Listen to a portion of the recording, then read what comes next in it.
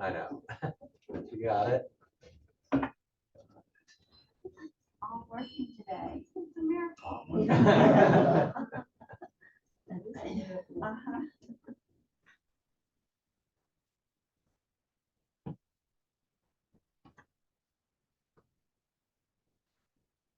Where's Jane?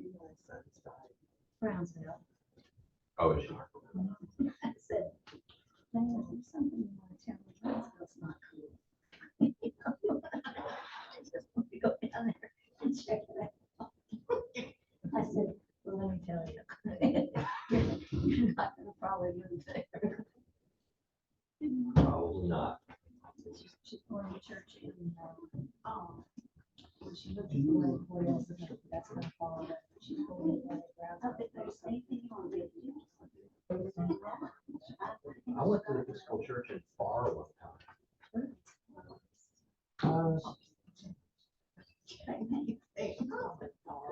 Far is more, it's kind of up towards. If you think Brownsville's bad, Yeah. when you go far. Not much there, but they got really nice Episcopal church. Oh, really? Yeah. And it's still there? Yes, I was there when I was a while back.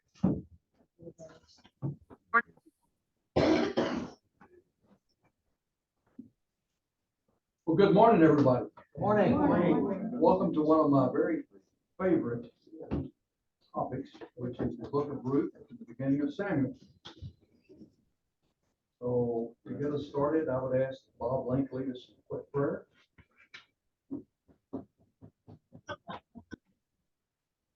Father, we thank you for this day. We thank you for all the blessings in our lives.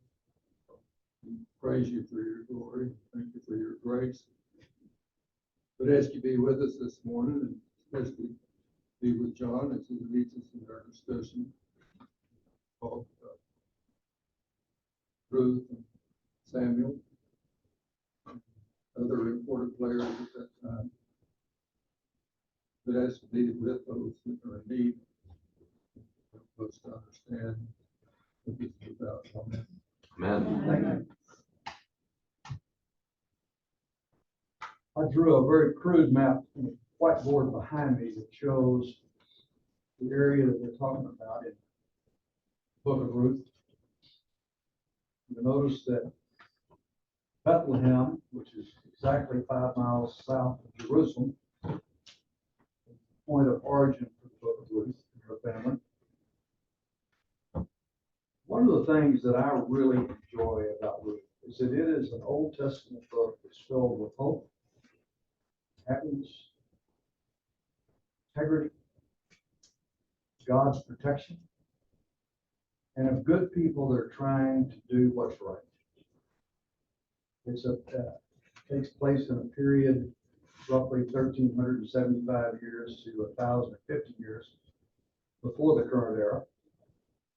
It's the tail end of the period of Judges, which was a very turbulent time. And it's a breath of fresh air in this turbulent time. I mean, it fills my heart with happiness to see these people, Naomi and Ruth and Boaz, who have gone through some really rough times that managed to make it all work together. It brings families together, brings lovers together, it brings a widow woman into a position to fulfill her dreams. And I would ask if we could get started. I am a facilitator, not a lecturer. So I'm going to ask Wilson if he would please go through the history of Moab. Well, I have always sort of been fascinated with the interreactions and how all these people don't get along with one another. But as far as I know of Moab, it was when Abraham and Lot split their ways, and I think Lot was was Lot a nephew of Abraham? I think so. Anyway, Lot and his daughters went, and then there was some kind of funny business going on with an incestuous relationship, I think. And the Moabites were on one side of the Dead Sea, and the Israelites were on the west side of the Dead Sea, and they didn't get along very well. And then, of course, this theme that goes through the whole thing is famine. And when people are hungry, they sort of go where they need to go to eat. So that theme kind of connects that, and that's really a central part of the story. And of course, the names all have significance. And Bethlehem means bread. Yeah. So you can probably do a better job. That's perfect. I remember studying in education ministry, the lot situation with his daughters. Wilson's much too much of a gentleman.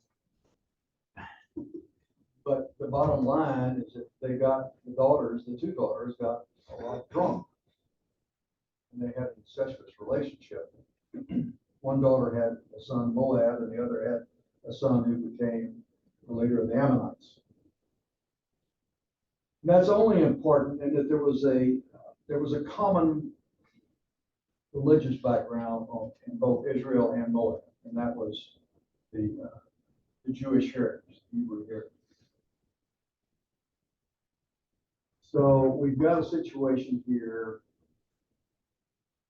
where agriculture was the primary industry business way to make a living throughout the country. There were very few people that were not involved in agriculture. So to begin with, we had Ruth's family,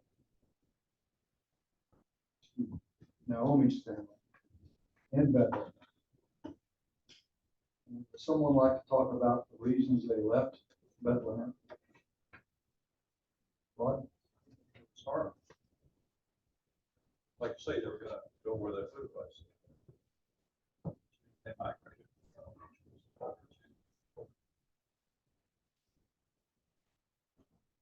They did, and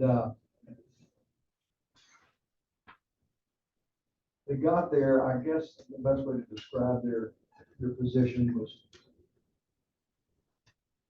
tenant farmers. And they had Naomi and her husband had 2 sons. And those 2 boys married Moab women.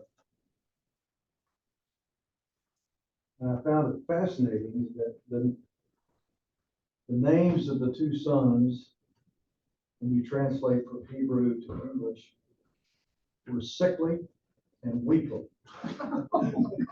Now, good luck on that part. So they're over there for 10 years, scratching out a living. And the husband died, both the sons died. So would someone like to talk about what happened after the deaths of the husband and the sons? Barbara? Naomi decides that she's going to go back to Israel, and the 2 daughters-in-law start to go with her, but she tells them that they need to go home to their own families. That she doesn't have other sons for them to marry. There's no way she will ever have sons for them to marry, and that they'd be better off to stay and go back to their own families. And one of the daughters-in-law does do that. She goes home, but Ruth, and that's my favorite part of the whole story, is where Ruth insists on staying with Naomi. That famous passage of "Whither thou goest, I will go. Where you live, I will live. Where you die, I will die." I mean, just that deep commitment and the love she had for Naomi. And your God will be my God. And your God will be and your people will be my people. Isn't that beautiful? Yeah, it is. It's really. Ralph, that's verse 16, chapter 1. Would you just read that for us in your Bible? Are you asking Ralph? Yeah. Who has the path, but not the Bible? Oh, you don't have the Bible, okay. It's on page 108 in the path. Are you talking about? Yeah, what Barb just yeah. said? Yeah. Page 108, middle of the page. Quote.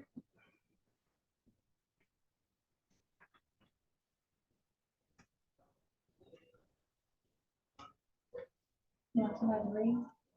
Ralph said that. Oh, okay.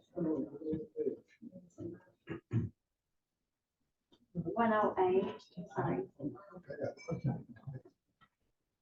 Do not press me to lead you, or to turn back from following you. Where you go, I will go. Where you lodge, I will lodge. Your people shall be my people, and your God, my God. Where you die, I will die. There will I be buried. May the Lord do thus and so to me, and more as well. Even death parts me from you. And to me, that is a beautiful thing for anybody to say to anybody else, but particularly for a daughter-in-law from a different religious background to her mother-in-law. Nancy and I were talking about this over breakfast. She pointed out that she was fairly certain neither one of our daughter-in-laws would do that. Well, we all have infinitely more choices these Yes. days. I was thinking that the important thing here is a really key word in relationships in our current society, and that's the word loyalty. And Ruth had a loyal relationship with Naomi, and she just continued to exercise it regardless of the obstacles.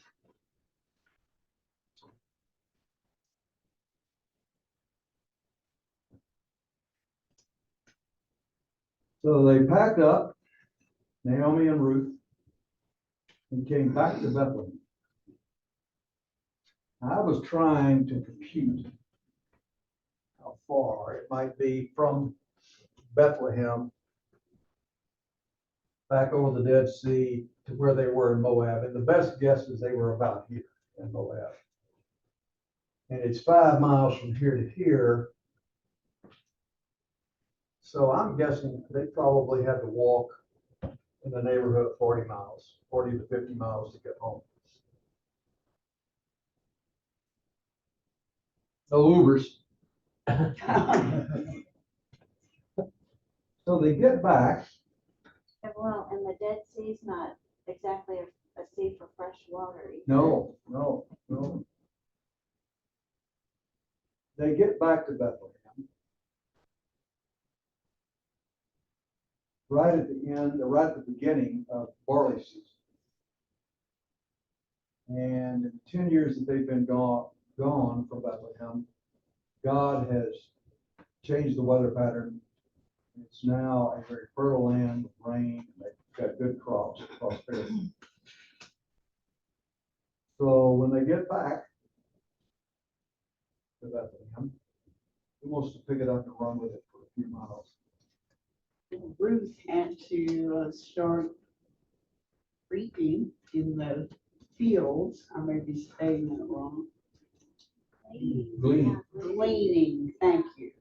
Yes, she was gleaning, and Boaz owned the land. Do I have that right? Yes. So she continues to glean, and Boaz tells her that if she gets thirsty, she can go to the vessels and drink.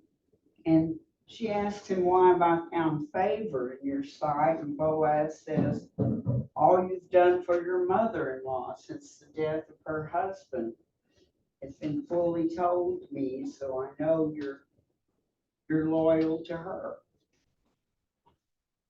And what you want to keep going? Or Would you like to? well, at mealtime, Boaz says to her, come and have wine and dip your morsel in the sour wine. And then he instructs the young men to let her glean among the standing sheaves. So she gleaned until the evening and told her mother-in-law that she was working for Boaz. And he told her to stay close to the young women of Boaz, gleaning until the end of the barley season.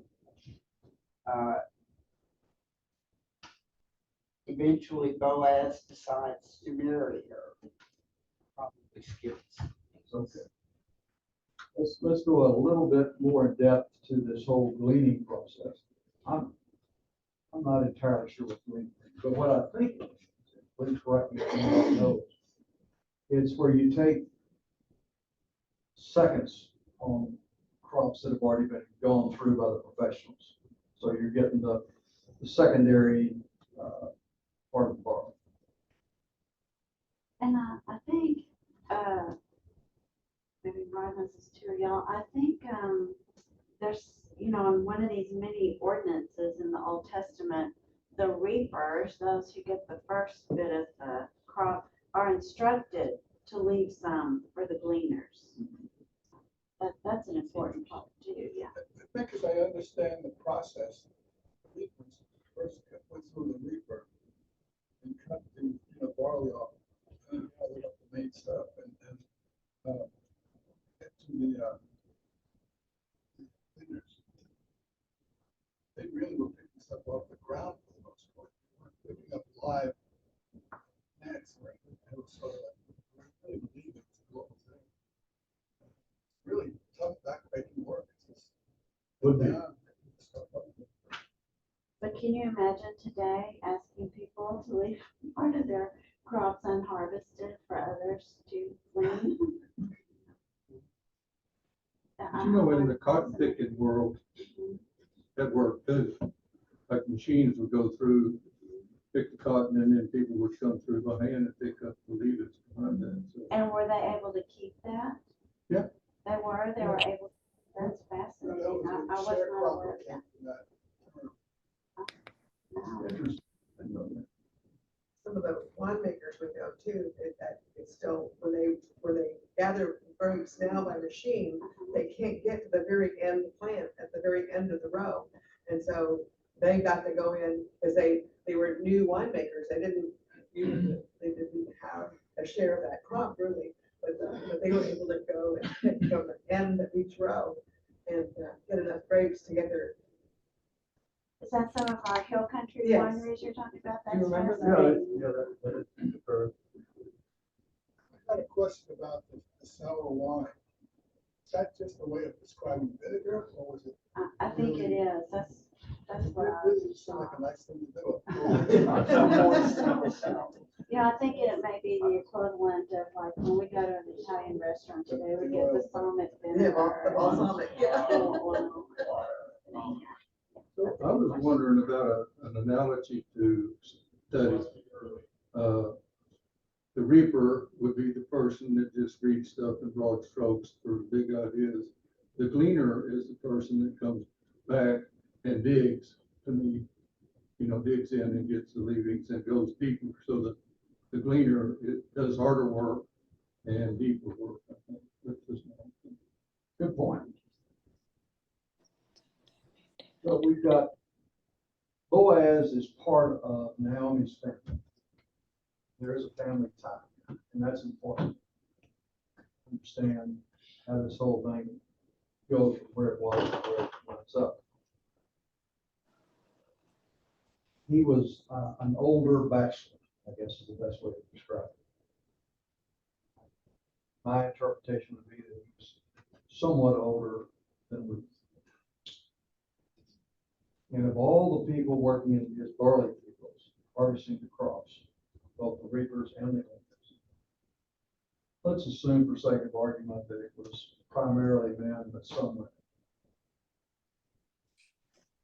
And he knows, because of word of mouth, that Ruth has done a wonderful thing by coming back to Bethlehem with her mother-in-law. He respects her for that. Apparently, she's also a good worker. She's a gleaner amongst gleaners. And so he sees this young woman, and I don't know whether he takes pity or he probably more likely says, you know, she's part of my family. I'm gonna do whatever I can to help I think there's another idea. I think she was beautiful. And he saw her and was attracted to her. Could have been all three. Yes, yeah.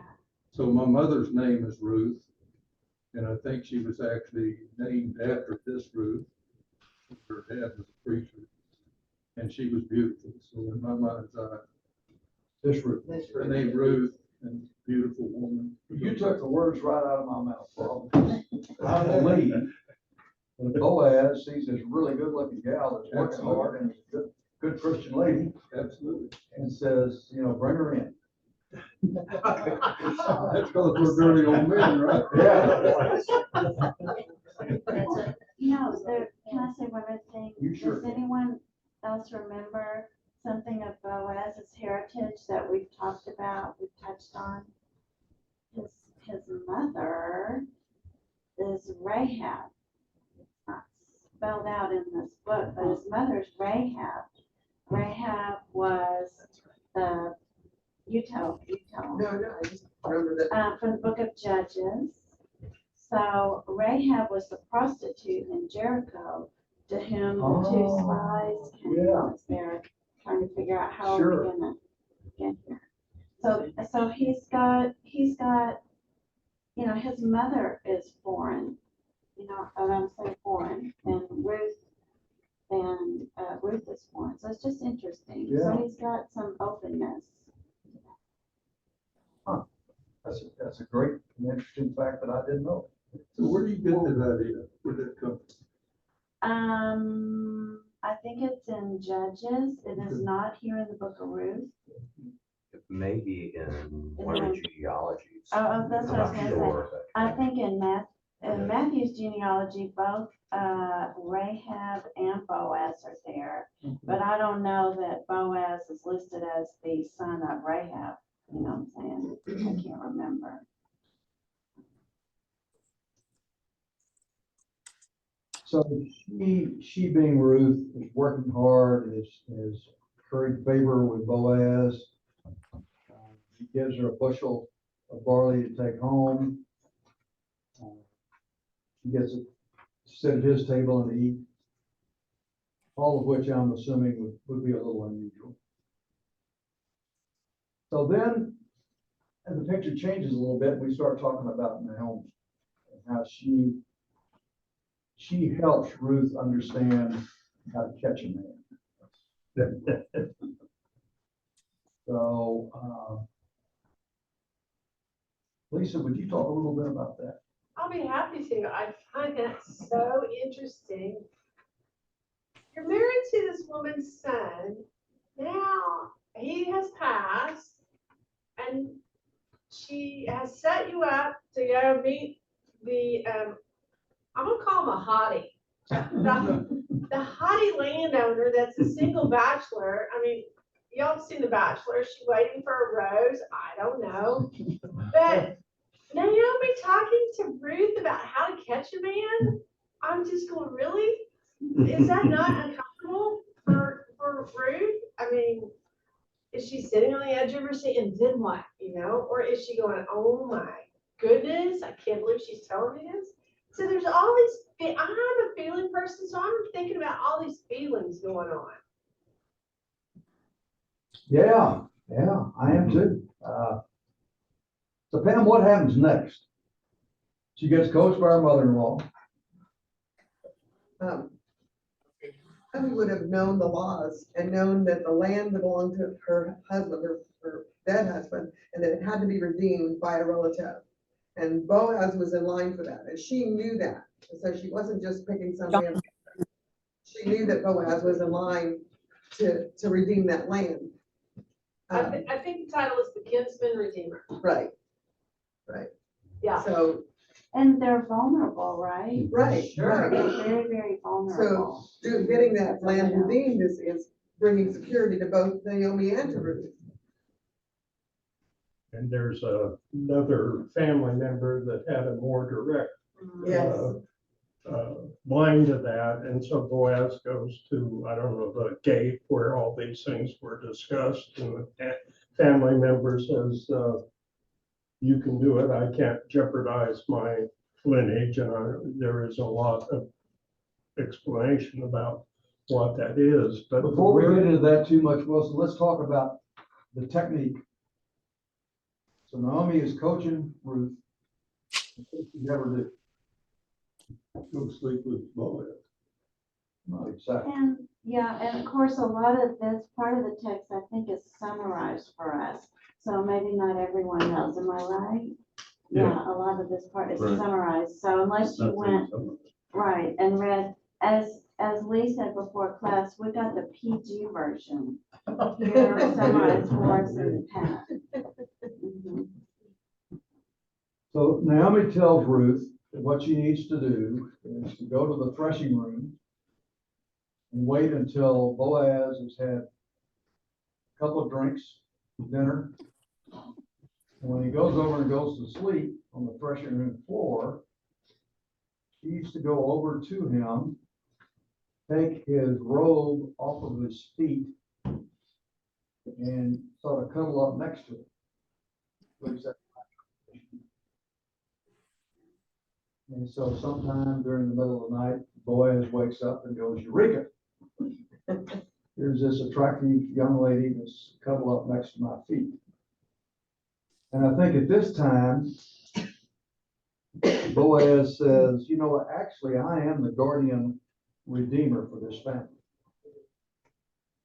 And a guardian redeemer, as we talked about briefly, as Wilson did, is a family member who marries a widow so that she can A, retain her lineage,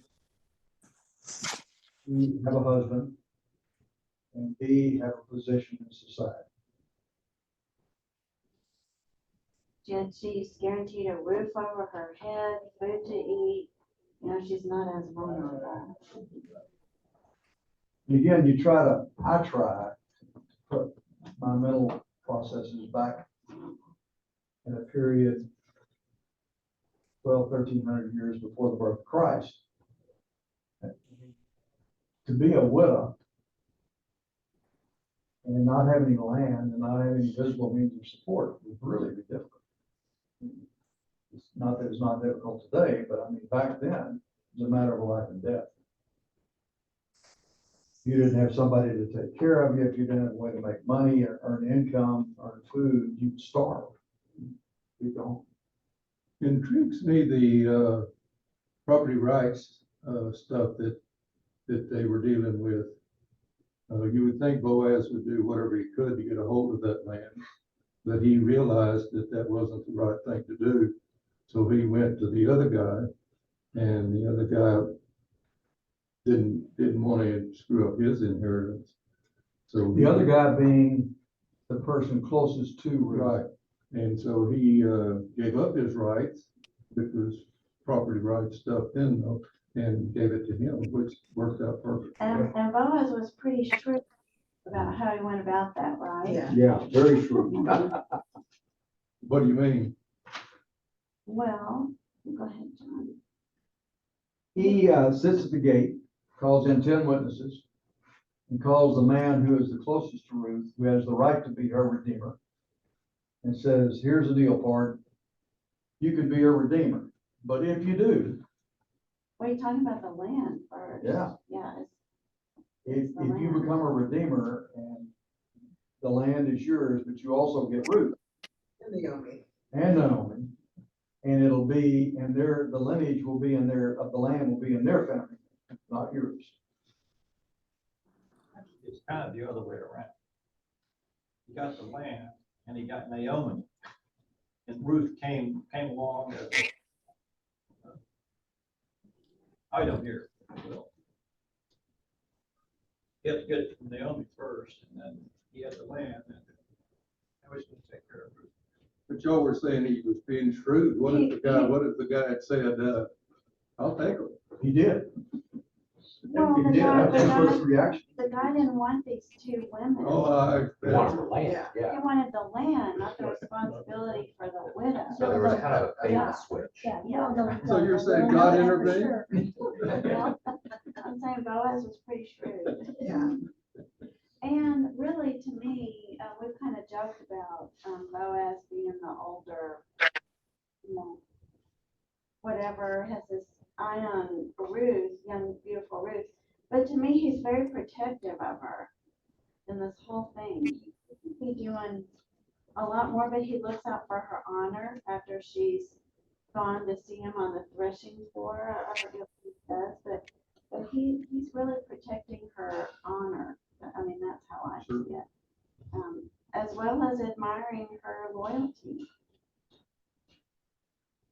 He says, and now, my daughter, don't be afraid. I will do for you all you ask. All the people of my town know that you are a woman of noble character. Nice Was word. that, see, I think, you know, when I read the path, I forget what's in the path and what's in here sometimes. But I think they left out that to me is so beautiful, this word, where Boaz says to Ruth, I will do all that you ask. It echoes when, and this was not in the path, I know, when Naomi is instructing Ruth how to catch Boaz, kind of. Ruth's like, okay, all that you tell me I will do. You know, she submits to what she thinks is, she knows Naomi has her best interest. So she's like, I'm just gonna trust you on this. This is really putting myself out there, but I'm gonna trust you on this. The trust that these three have for each other is really beautiful to me. So we're back at the gate. The man closest to Naomi says, you redeem it yourself, I cannot do it. So then Boaz announces to the elders and all the people, today you are witnesses that I have bought from Naomi all the property of Elimelech, Kilion, and Mahlon. I have also acquired Ruth, the Moabite, Mahlon's widow, as my wife.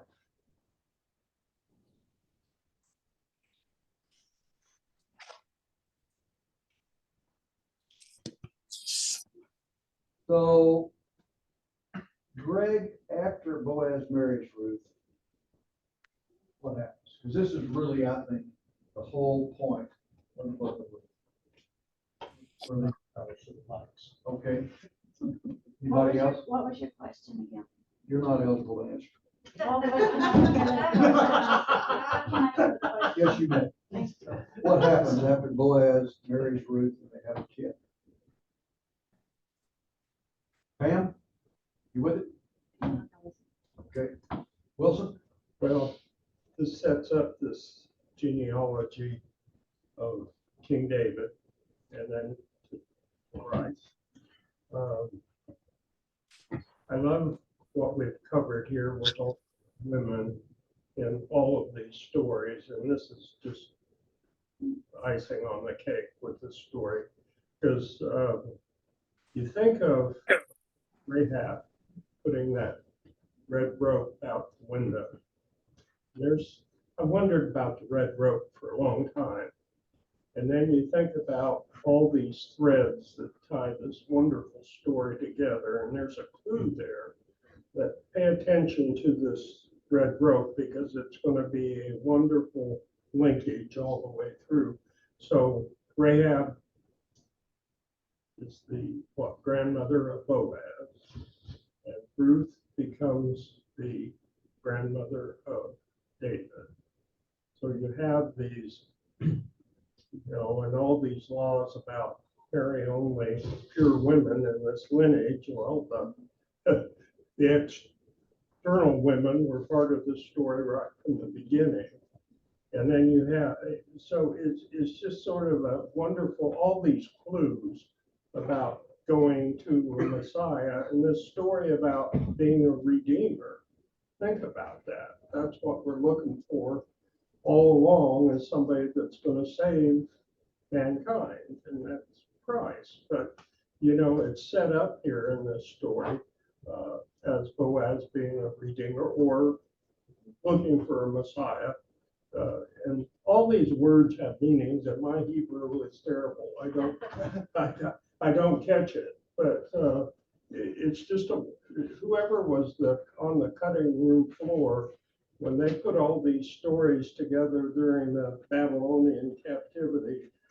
It's just amazing the way they thread all this together. I don't know, it blows me out of the water. So if I may be going down, I say I've been chasing rabbit trails and I'm trying to get away from that image. I say I'm sort of picking up all the threads that fall out of the pot of gold as the rainbow moves across the horizon, and all these wonderful little gold threads come together. And I mean, even go back to the description in Exodus where they talk about this beautiful cloth and all the threads that were in the tabernacle. And I mean, that's just stunning.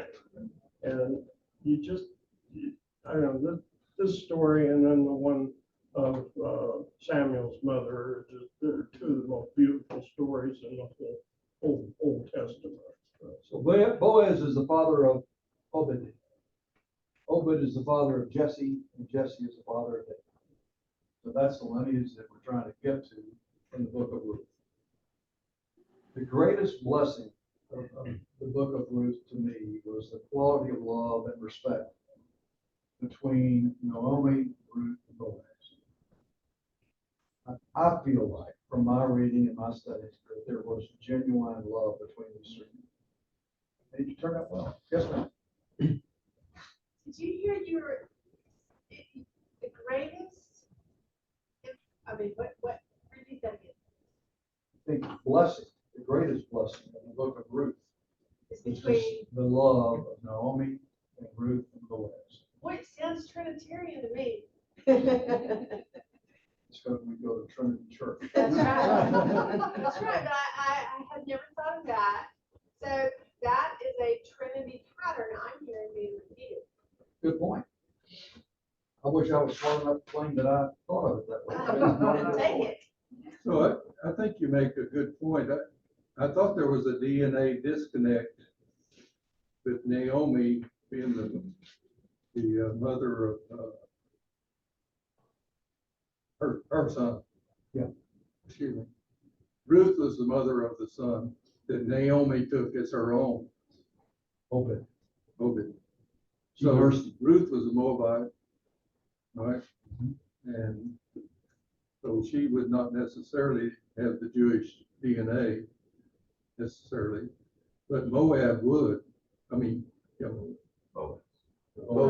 Boaz would. So really the lineage, the DNA lineage comes down through Boaz as opposed to Ruth. But it's important to remember that Israel and Moab were all of Hebrew ancestry. So they all had the DNA. Wasn't like a Methodist here and a Baptist here, okay? So let's do we talk think- about do- First do we- Samuel. Do we think of Obed's mother as being Naomi or being Ruth? Ruth. Say that again, what'd you say?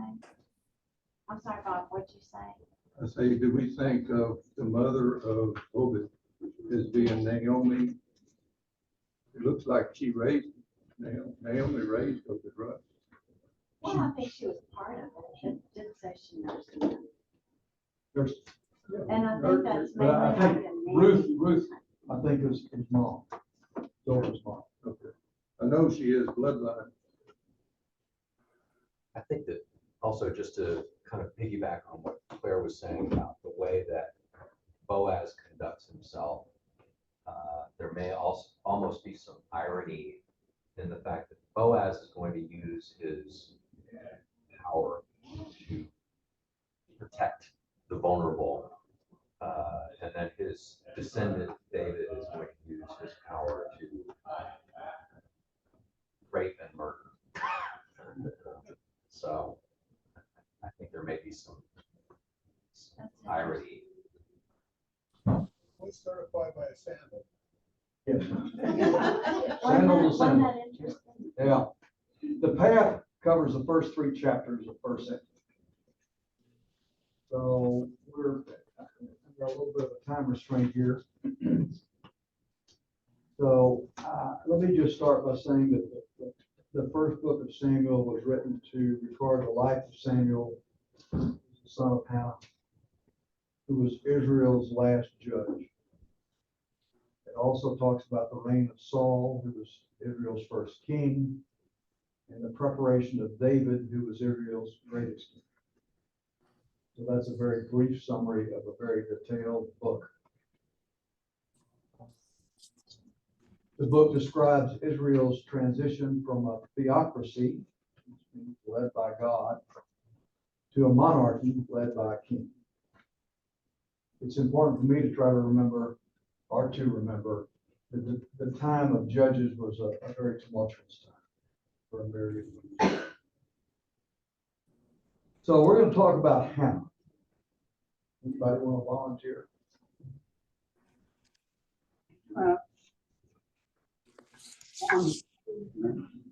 And was barren. So she prayed to God about this. And the Lord blessed her with a baby. She named him Samuel and promised the Lord that he would be devoted to God. And so she took him to Eli, the priest,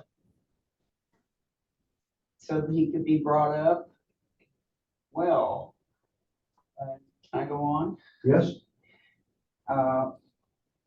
While he's living with Eli, they go to sleep one night. Samuel is on his cot. He hears, Samuel, Samuel.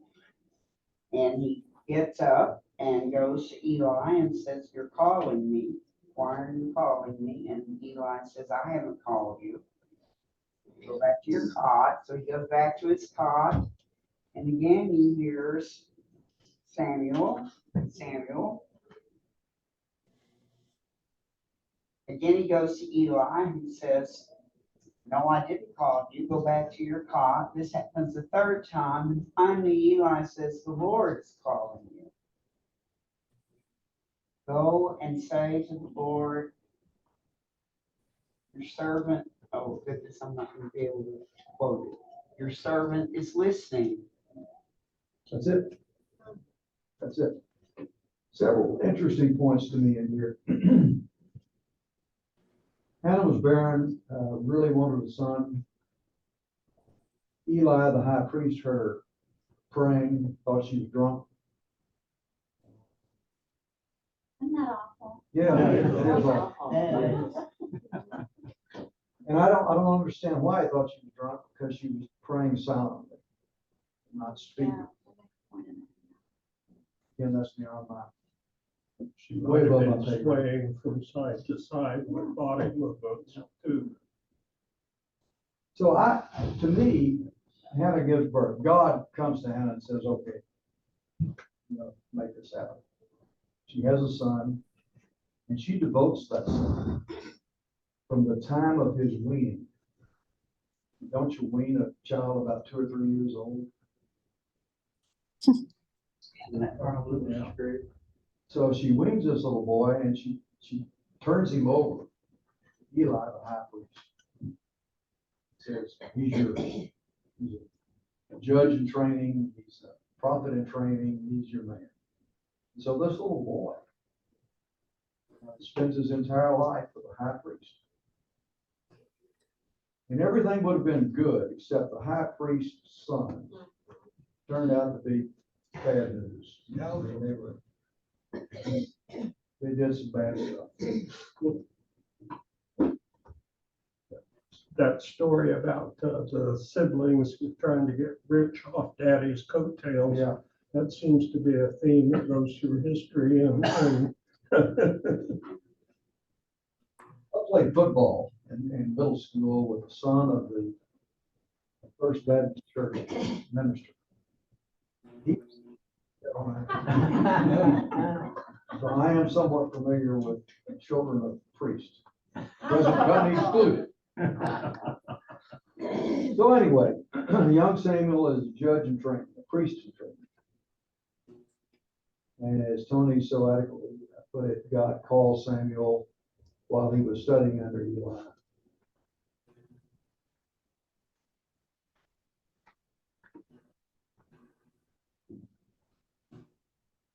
But poor Samuel, to get that word from the Lord that Eli's sons are gonna die, and that his whole family is gonna be cut off. I mean, I felt so sorry for Samuel, and he was just a child. And then he had to go tell. Yeah, and he wasn't Eli. gonna tell Eli, but Eli insists that he tell him. And when you read a little further in the Bible, which goes past what we're reading in this chapter, in the past, it's a little bit more detail on what happens, but it's,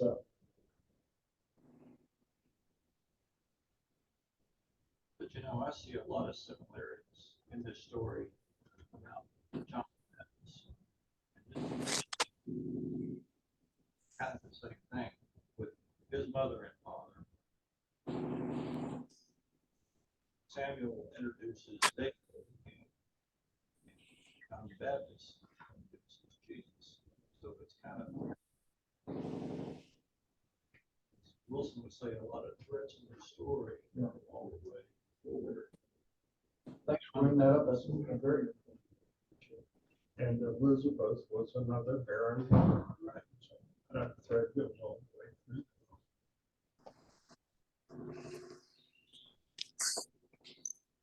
I think one of the most important phrases in the Bible is right here, what Samuel says to Eli, "Here I am, for you call me."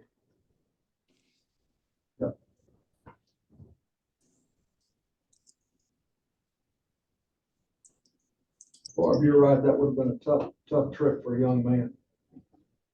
Sit down to his high priest and tell him that he was no longer in favor with God. As Samuel grew up, the Lord was with him and let none of his words fall to the ground. And all Israel, from Dan to Beersheba, knew that Samuel was a trustworthy prophet of the Lord.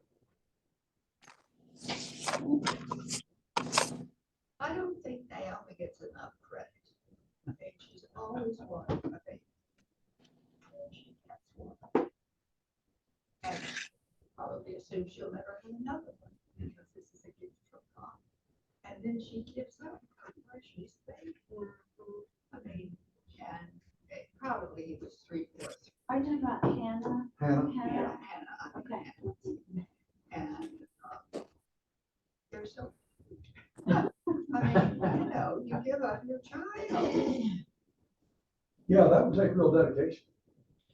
Isn't that like a first fruit offering that she gave, because he was a Nazarite?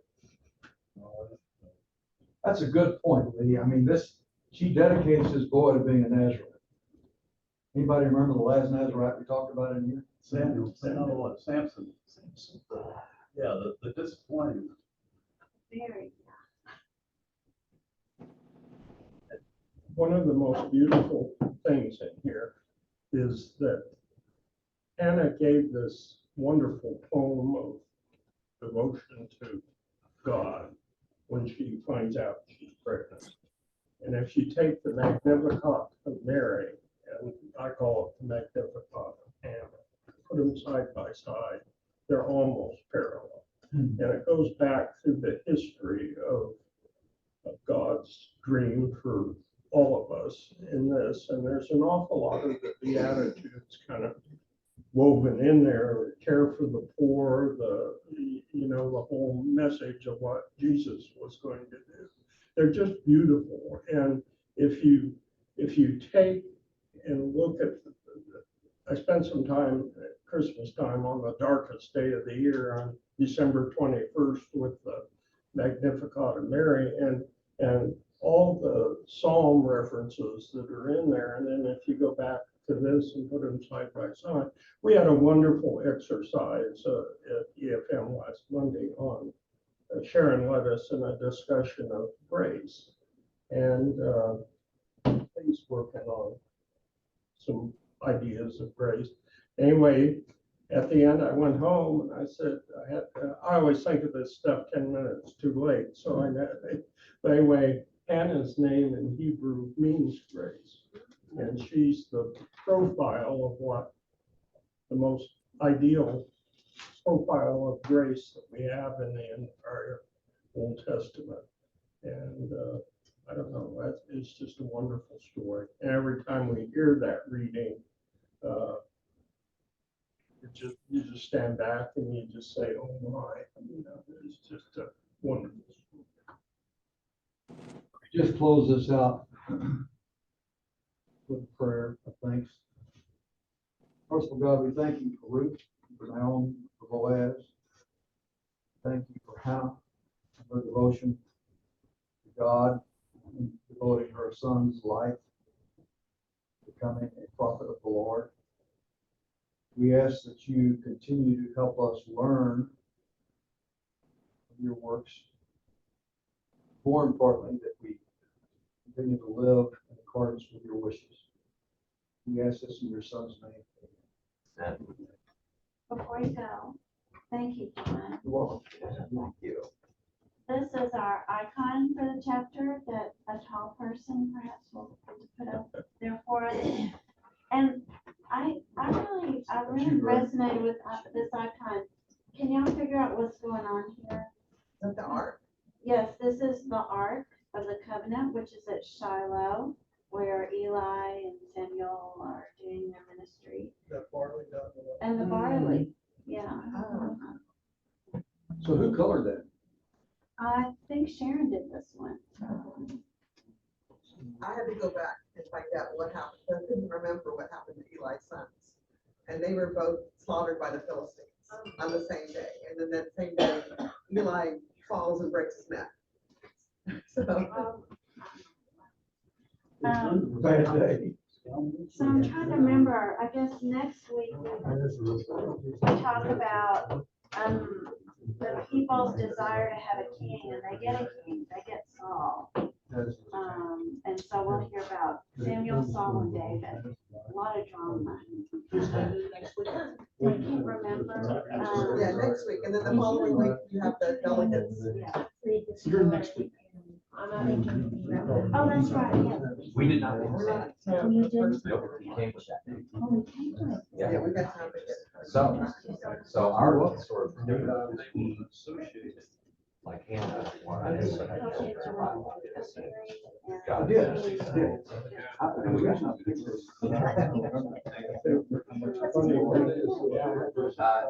Samuel, Carlos, Francis,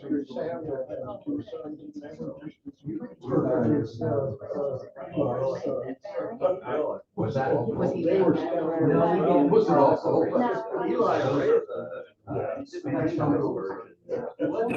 John. Carlos, Charles, Francisco. Yeah.